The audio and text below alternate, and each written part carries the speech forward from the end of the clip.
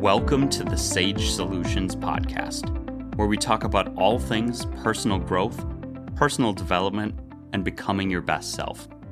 My name is David Sage, and I am a self-worth and confidence coach with Sage Coaching Solutions.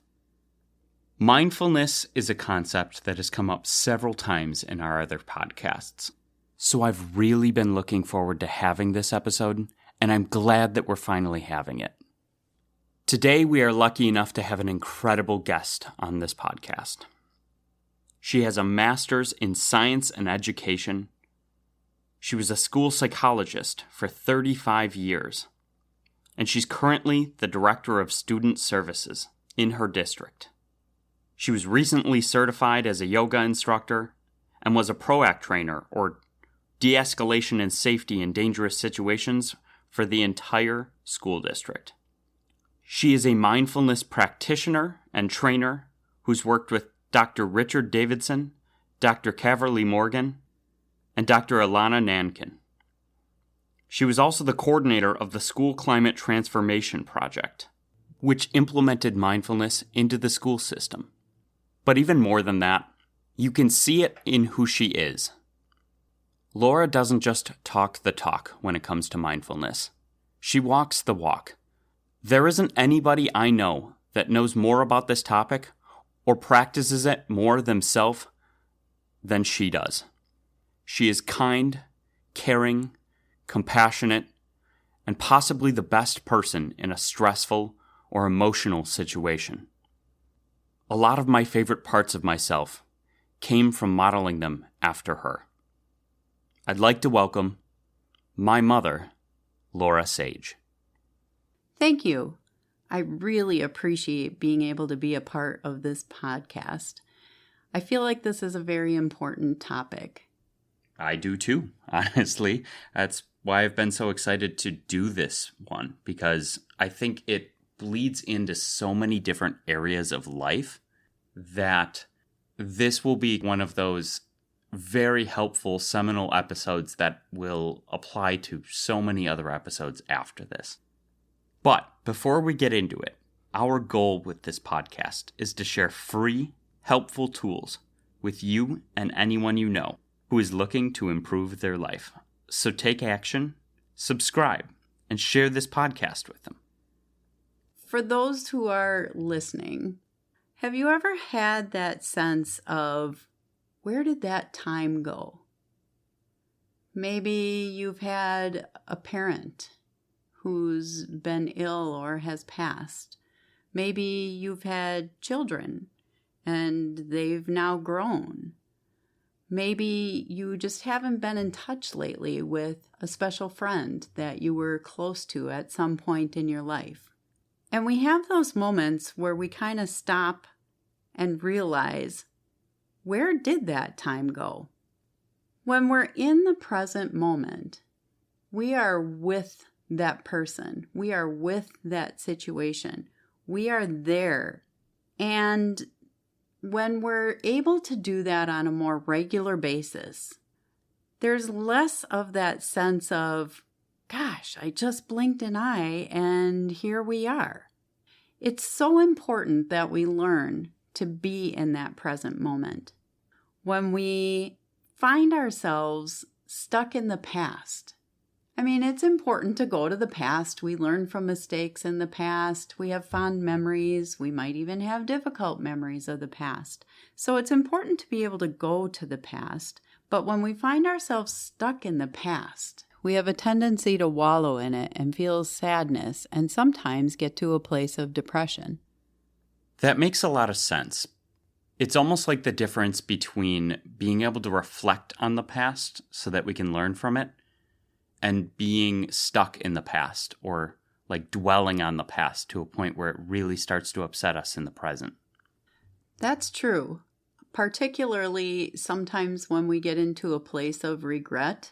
I don't know if we want to get too deep into that in this space, but oftentimes when people regret, I should have done something, I shouldn't have done something, that's based on their assumption of what then the different outcome would have been had they done it or not done it.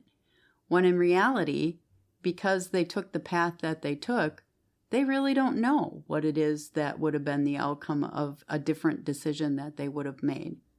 That's so true, because you don't know what you don't know. There's so many factors that can cause things to go different ways. And frankly, even if you did know, there's nothing you can do about it now.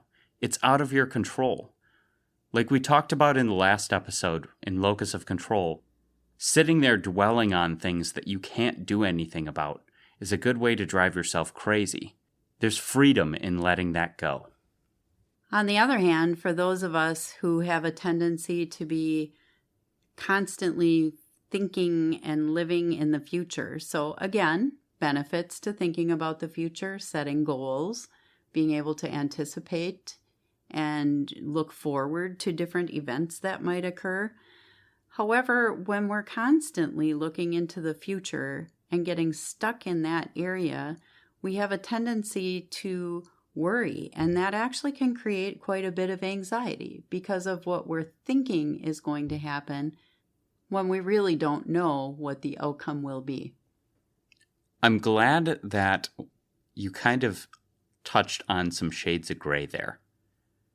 I think you made a really good point about how the past almost touches on depression, while the future can touch on anxiety. But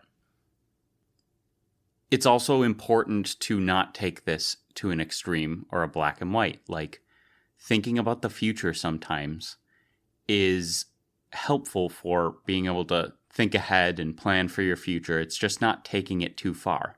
Because if you take it too far on the one side and you do everything for the moment, and then all of a sudden you have no money and no house, once again, drugs, other things can be very much for the moment, but terrible for the long term. It's about finding that balance, but not getting way too caught up in doing everything for the present. But I think the bigger point that you're trying to make here is, if you're constantly worrying about the future, you only have so much control over the future, and you don't know exactly how it's going to go. So if you are never in the present, you're never enjoying what's happening in the moment, and you're worrying about a bunch of things that are out of your control in the future. Yes, it's important to make the distinction between being present in the moment and living in the moment. Being present is having an awareness and recognizing what is happening in that moment. It could be something wonderful. It could be something very difficult. It could be something neutral. Living in the moment or living for the moment sometimes brings up that piece of you only live once. So you... Like YOLO. So it's a matter of like, well, I should just, no holds barred, do whatever I want when I want, because that's just what it is in this short span of life that I'm going to have. Two very different things. That's a great distinction that I think I very rarely hear anyone make, but I've seen a lot of people kind of fall into the pitfall of equating them as the same thing. So you've been talking about being present and in the moment, which I know is a big part of mindfulness. And for any topic or any word, there's often different definitions. What is the definition that you would use for mindfulness? Over the years, I've heard a number of definitions, and I feel like that for myself, what I've honed in on is being present in the moment and approaching whatever it is that's in that space with curiosity rather than judgment. That is my preferred way of how to be in that space and accepting whatever is. I want to make the distinction. It feels like in our society, as mindfulness has increased and grown, often I hear people use the term mindful. Be mindful when you make that decision. Be mindful about how you follow through with that action. In that case, it feels like the definition of be mindful is to pay attention, but also think it through. And that's actually different from what actual mindfulness is because you're not analyzing it, you're not judging it, you're simply curious, noticing, and accepting. That's really interesting. I don't know if I've really made that connection about how people using the word mindful has increased as mindfulness itself as a topic has become almost exponentially more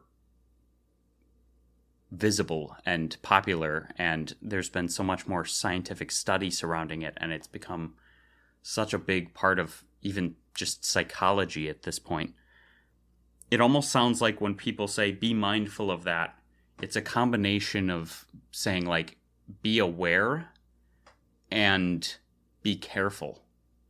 You know, it's almost like, be mindful of the railing.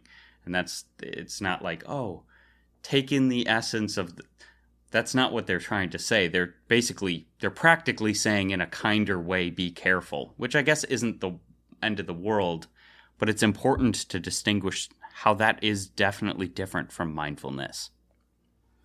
I agree.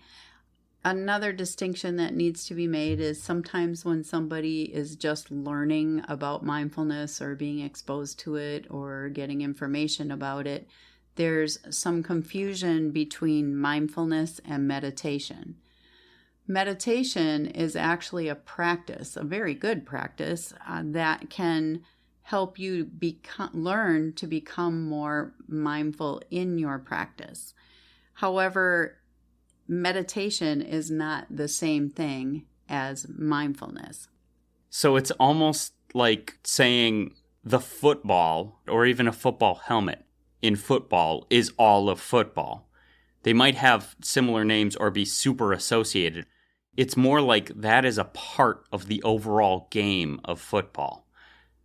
Meditation is one way that people practice mindfulness, but not all mindfulness is meditating. Am I right? Correct. So I'm going to use my analogy of building the muscle. If you held your arms out to the side and had them straight out, when you initially hold those arms out there, you could continue thinking, doing what it is you're doing without really getting distracted by the arms being out or losing your focus. In time, however, those arms are going to start getting tired and start feeling heavy. And it's going to take your focus and your attention away from whatever the other thing is that you were doing. So if you give yourself the opportunity to put those arms down, even if it's just for a few moments, and give your attention, your focus, that little break, you're better able to then bring those arms back up, continue doing what it is that you need to do, pay attention and focus. And so when you do meditation, when you take moments of mindfulness, that's giving your mind, that's giving your brain that little break away from all of the stuff that goes on in life in order to be able to come back better in a more comfortable space, to be able to really do your best and be your best at whatever it is that you're doing. Well, I'll tell you what. On this podcast, we're no strangers to the metaphor of building skills being like a muscle. This is probably just the most explicit one that we've had. So, a mindfulness practice is a skill, just like anything else that you can build and build up over time, just like a muscle. But the interesting thing that you're saying is that life has its stresses and strains, and similar to holding a heavy weight for a long period of time, giving yourself that break makes the muscle have so much more strength to continue on once it's had that break. It's if you do the physical exercise that she just discussed, I highly encourage you to do it if you haven't. She's had me do this on several occasions, and you can feel how much of a difference even that little break, even if you give yourself a 3-second break after holding your arms out with 5-pound weights, or 2-pound weights, or just holding your arms out for an elongated period of time. It makes a huge difference.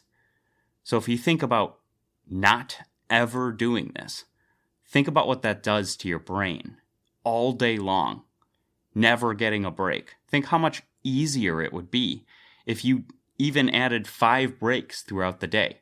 They don't have to be huge, but just putting your arms down, metaphorically, a couple times a day, obviously more would be better, should actually give you that much more capacity to get through it.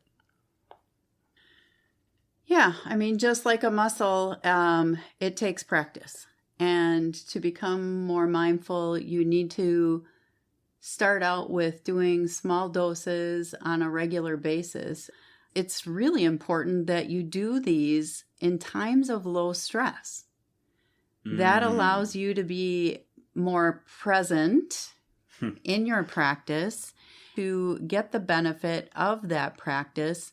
And what eventually happens is when you do this on a regular basis, even for small little doses, eventually it builds up. And what you will find is when you're in a very stressful time in your life, if you're in a crisis situation or have something very difficult that's happening, and you're searching for, I need to find that break with my mindfulness, if you've been practicing it, it'll be readily available for you. If in that stressful situation, you've had that thought, I need to become more mindful or have a regular mindfulness practice, but I never really did the practice. Boy, I could use it right now.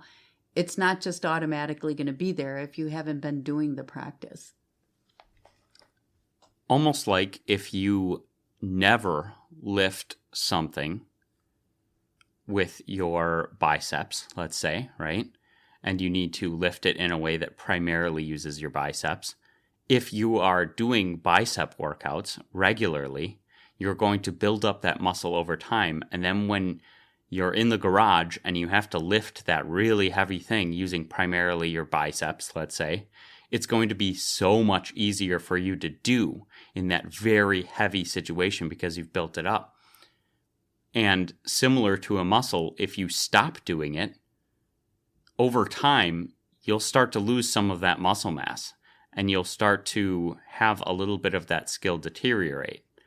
But if you've built it up in the first place, just like a muscle, it should come back easier. It's easier to rebuild muscle than to build it in the first time.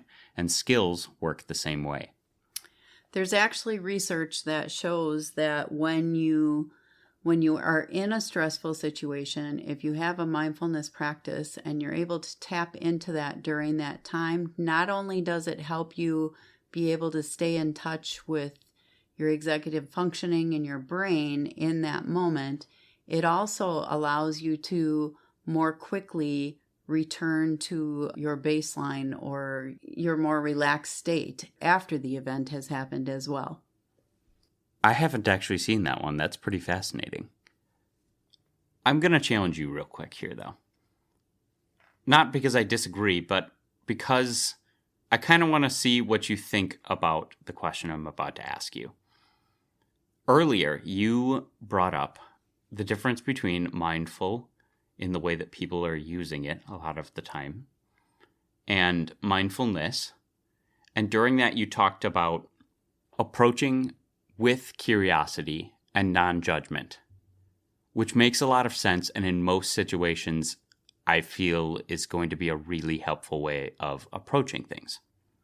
But you also said that it doesn't involve analyzing the situation, which I understand is very helpful for keeping you present and in the moment.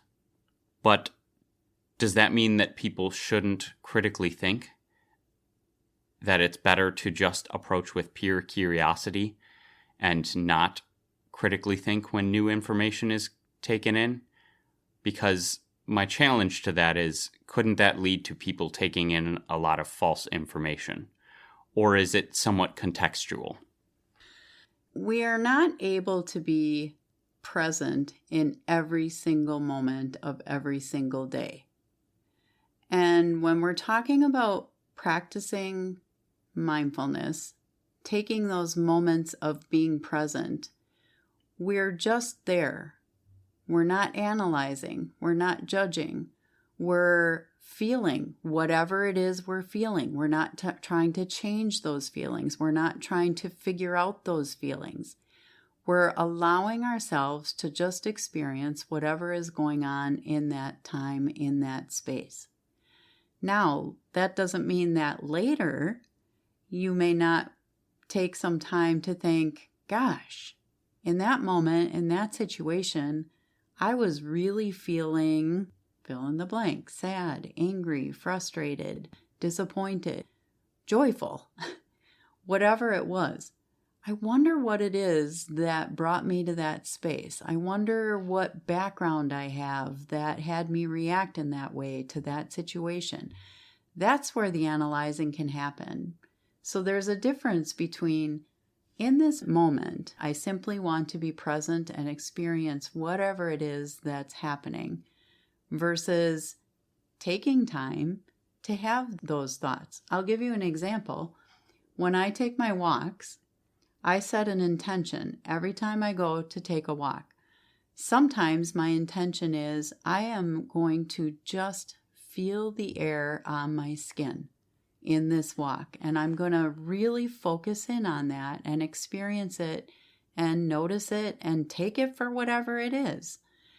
There's other times that I'll go on my walk and set an intention of I'm going to allow a free flow of thoughts. Whatever comes to my mind, I'm going to notice it. I'm going to let it come. I'm going to let it go. I'm going to be curious about what it was that came and went. So there's different ways that you can be practicing that presence and still allowing for that to happen. I'm glad that you made the distinctions that you just did.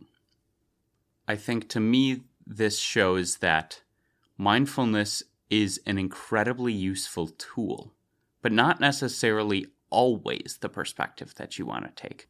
It is something that we often don't do enough of, and almost all people could practice more mindfulness in their life and have that make life more fulfilling.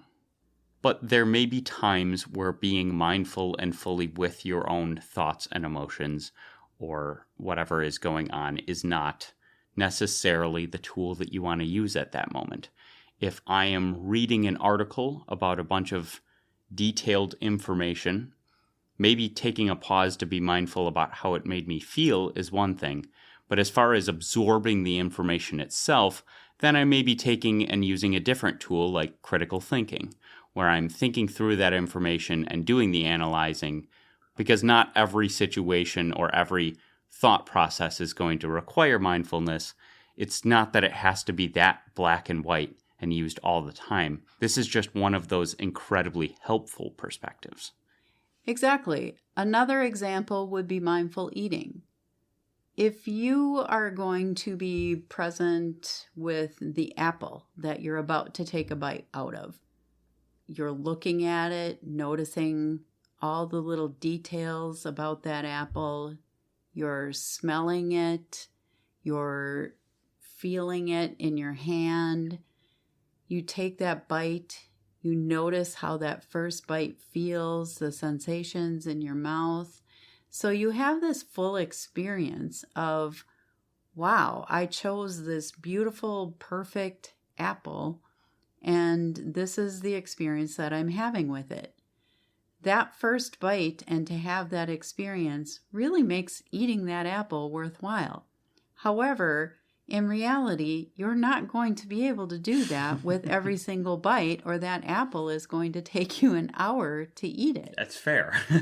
So it's finding those moments. Moments is a big piece of mindfulness, where you appreciate moments. You specifically set intentions for moments. You take moments. But noticing that moments does not mean every second of every day. Right. It's about bringing some balance to your life, not necessarily having it take over your entire life. Yeah, taking the opportunities when you can. You touched on a study earlier that talked about some of the benefits of mindfulness and that it wasn't quite as cut and dry as people would assume. From my understanding, there are actually quite a lot of benefits to mindfulness. Would you mind touching on some of those? Yes, there's been a lot of research on mindfulness, and so I'm going to reference the benefits that are research-based. There are some other ones that are in the process of being evaluated. There's other ones that have anecdotal information.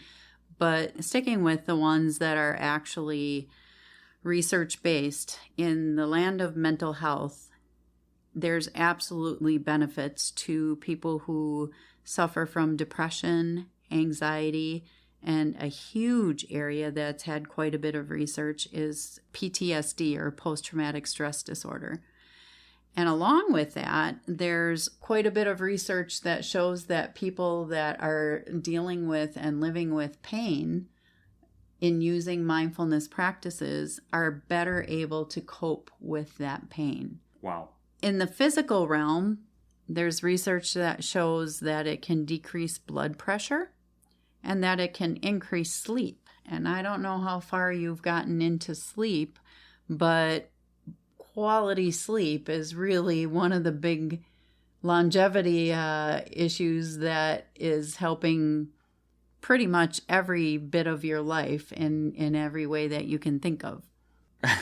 She laughed a little bit there because we haven't really talked about this on this podcast, and we're not going to really get into health stuff a ton, but I am a little bit of a longevity nerd. And I am very passionate and interested in health. We may actually do an episode on sleep. That's actually a really good idea. Overall, as far as the benefits to the brain, it benefits well-being. And when we get into the important areas of well-being, once again, sleep being very important. Sure. Water, proper nourishment, movement, and nature. So these are really kind of the top 5 in the area of mindfulness of how the brain can be in a better place for well-being by using mindfulness practices.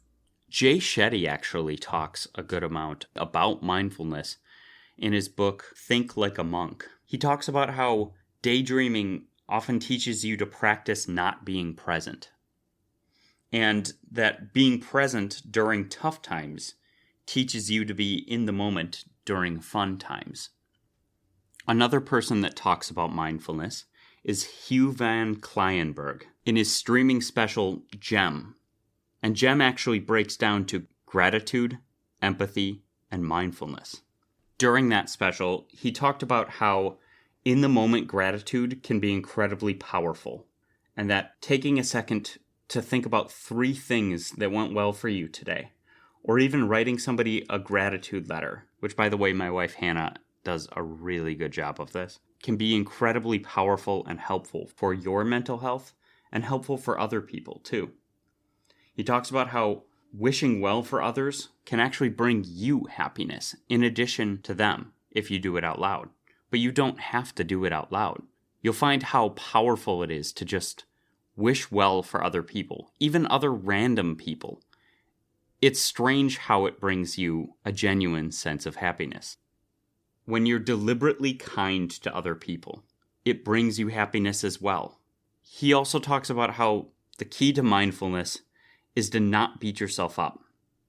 And that if you're doing a mindfulness meditation, or if you're trying to be present and in the moment, catching yourself, being distracted, is the practice. It's not called a mindfulness practice like a law firm practice. It's because it's about practicing bringing yourself back into the present. Yes, exactly. We're back to building that muscle. So let's say you're focusing on your breath and you're trying to pay attention to your breath, and then all of a sudden your mind goes off and wanders into some thoughts. And sometimes people will say to me, "Oh, this mindfulness thing, it's so difficult. It's hard for me to stay focused on what's happening in the present or to focus on my breath.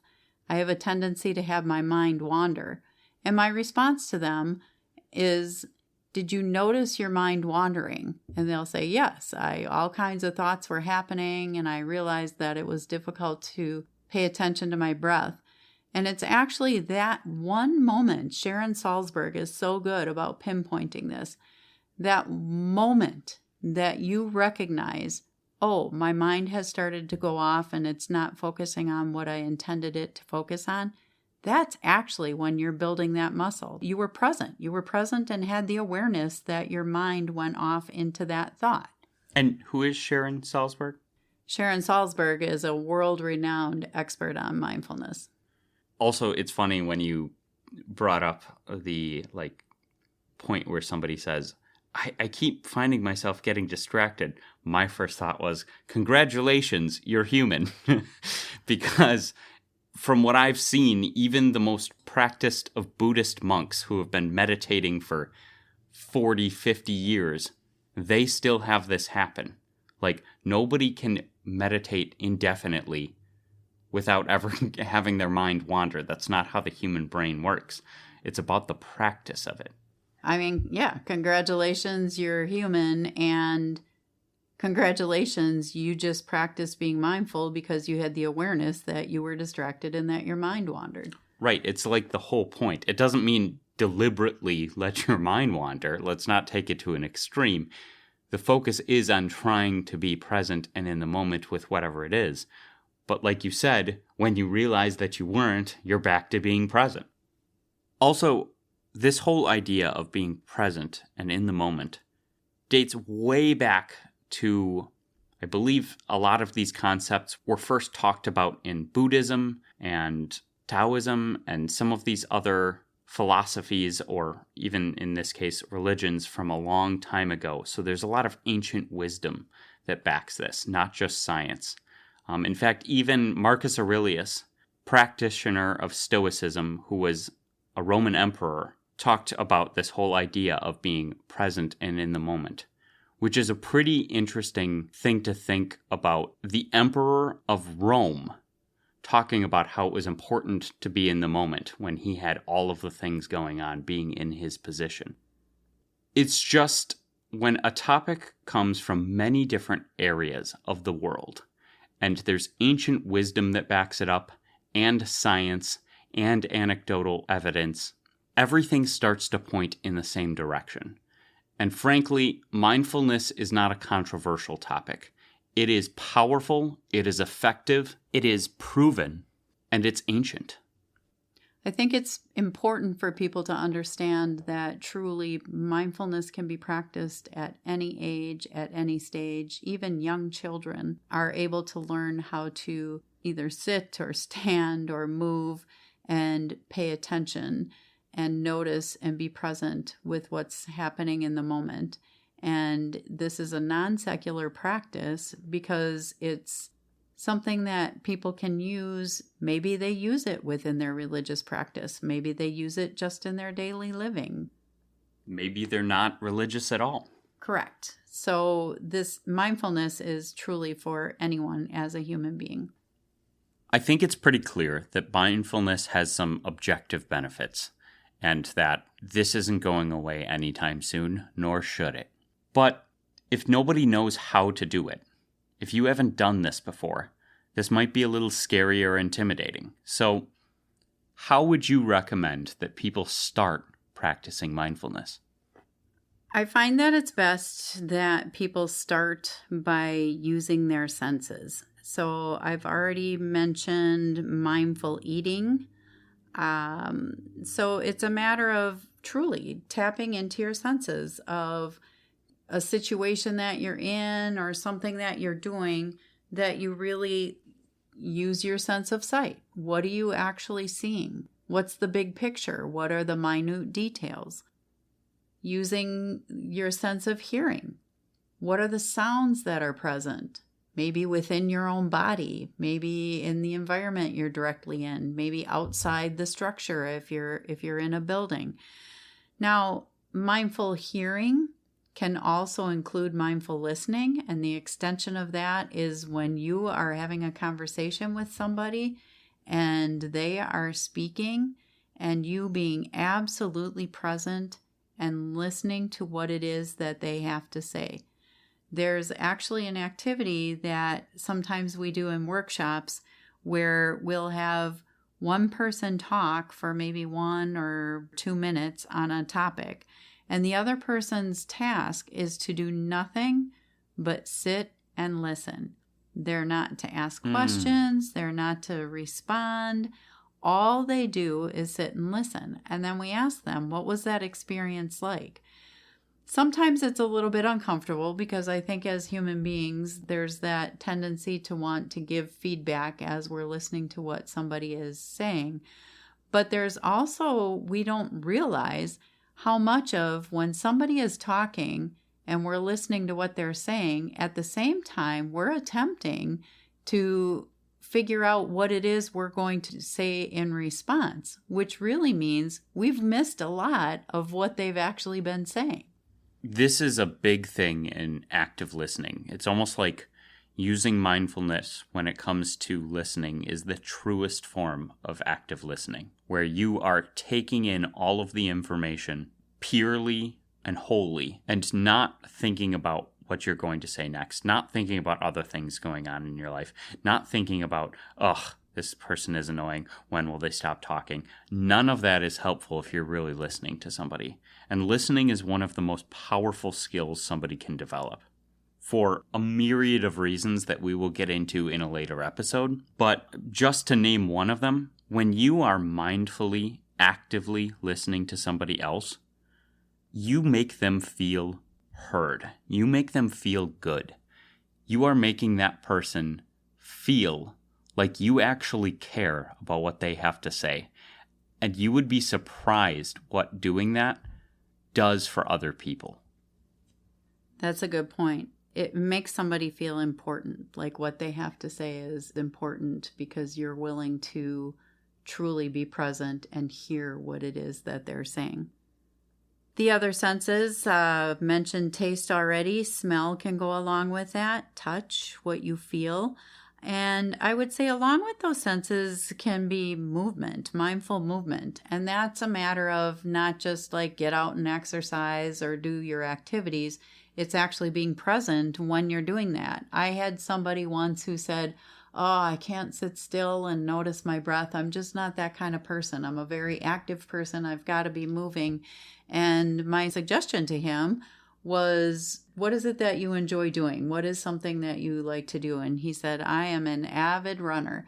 And I said, so a mindfulness practice as an avid runner could be as you're running, each time your feet hit the ground, notice the soles of your feet. Feel the soles of your feet hitting the ground as you're running. And so that can be that person's mindfulness practice. It doesn't have to be sitting in lotus position and meditating. Right. It's actually a really good way of talking about it because yoga can be a very mindful activity, especially when it's done the right way. But that doesn't mean in order to do mindful movement, it has to be yoga. The thing is that this can be applied in so many different ways, in so many different places. Absolutely. So if somebody's looking to start a practice, start with your senses. And even as I mentioned before, young children, have them notice different smells that are present. Have them just kind of close their eyes and listen and see what sounds they hear. So the best way for somebody who's just getting started is start with the senses. So beginning with being aware, being present with your senses in different circumstances and situations is the best way to begin practicing being mindful. Eventually, to get to a place to be able to do some meditation, and in most cases, this is focusing on the breath, which when you get started, if I ask somebody, notice your breath, that can be very uncomfortable. It can be very distracting for them. It can be maybe just too far out of what they've experienced previously. Right, because it's kind of a weird thing to the average person. How often do you just sit there and feel/hear your breath over and over and over? It's kind of like, what? Why would I do that? The beauty of it, though, is when you get to that space to be able to have that awareness is it's always with you. You can do it at any given time. You can do it when you're in times of peace and relaxation. You can do it in times of stress. People don't have to realize that you're doing it. So you can do it when, somebody just cut you off in traffic. You can do it when you're standing maybe a little impatiently in the grocery line. And nobody is the wiser that that's what you're doing in order to be able to bring yourself to that space. Which is actually why a focus on your breath meditation is my personal favorite type, despite the fact that I was kind of devil's advocating a second ago.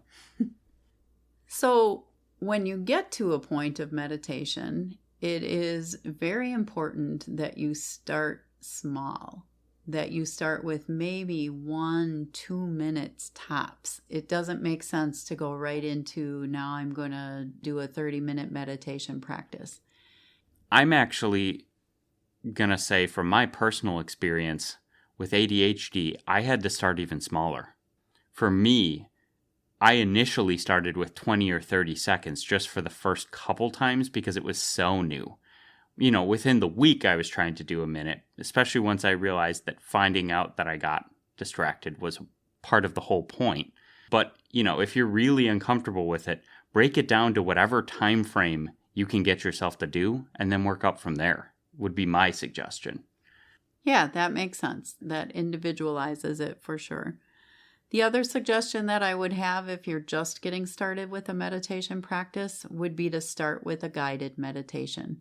That gives you a voice, a practice, suggestions, whatever it is that's in that guided meditation to really ground you and focus in on what it is that's being said and following the suggestions that are being given. Eventually, to be able to just sit quietly and be able to be present with your own breath is a deeper space to be. But give yourself a lot of time and practice to build that muscle to get yourself into that space. Would you mind actually doing just like a really quick 1-minute guided meditation just to sort of give an example so that people can try right now if they want? Sure. So I want you to notice the position that you're in, whether it be sitting, standing, maybe even lying down. And I want you to become present with your body, feeling the parts of your body that are connecting with whatever surface that you're on. Noticing the soles of your feet. Feeling the air as it comes into your body when you breathe in. Feeling the air as you exhale and it leaves the body. That was 1 minute. The guided part of it makes it that much easier to actually do that practice. It's so much less intimidating, and I can clearly see why that's a very easy way to get into it. So thank you for that. I hope some people got some value, and I hope that that provided people that little break for them to release those muscles, not feel that stress, and be present for a moment. You're welcome. Thank you for allowing me to do that meditation. The final area that I'd like to address in mindfulness is feelings. When we're present in whatever is happening in that moment, it includes whatever feeling happens to be there. It is important in our lives that we allow ourselves to experience whatever feeling is present. We have different feelings that serve different purposes. When we're feeling glad, we feel joy. When we're feeling some sense of sadness, it's because some sort of a loss. When we're mad or angry, it's due to some kind of injustice. And when we're scared, the bottom line is some sense of danger. Experiencing these feelings are important for us to process whatever it is that is making us feel this way in this moment. And we have a tendency to allow the ones that feel good and to either suppress or deny or ignore those that are uncomfortable. When we don't allow ourselves to experience them, they're going to come out likely in not as healthy of a way. So it's best that we just feel them, experience them, allow them to be present, and they then will pass, and another feeling will take its place. It's absolutely important that we allow this process to happen, and later we can process the why. But it takes a lot of courage in order for us to accept, I'm going to allow myself to be in a space of feeling a difficult feeling. This is hugely important.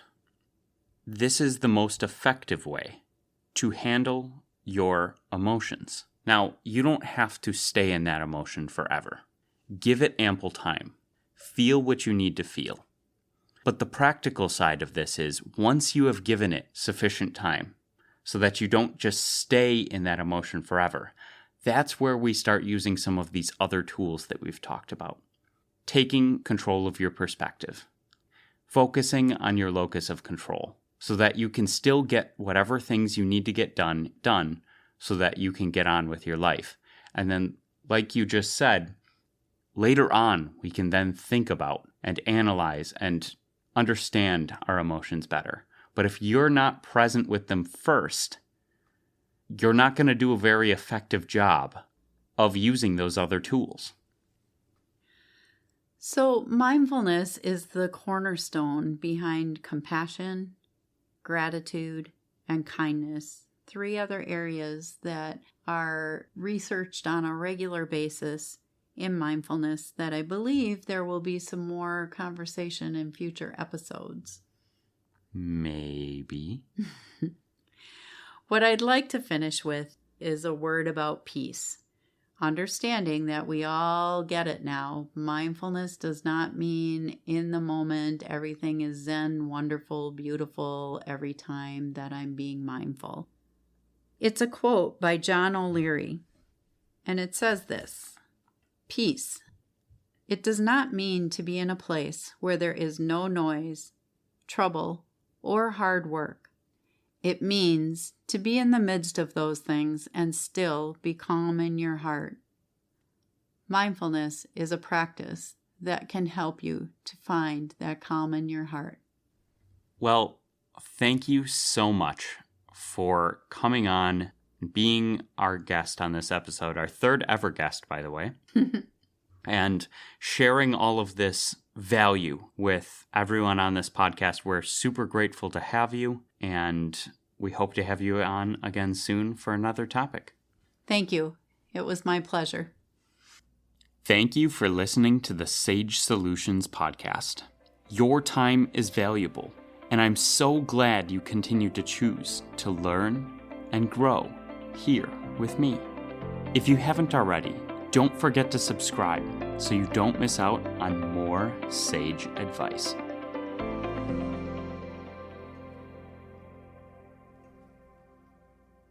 One last thing, the legal language. This podcast is for educational and informational purposes only. No coaching-client relationship is formed. It is not intended as a substitute for the personalized advice of a physician, professional coach, psychotherapist, or other qualified professional. The opinions of guests are their own and may not necessarily represent the opinions of the podcast.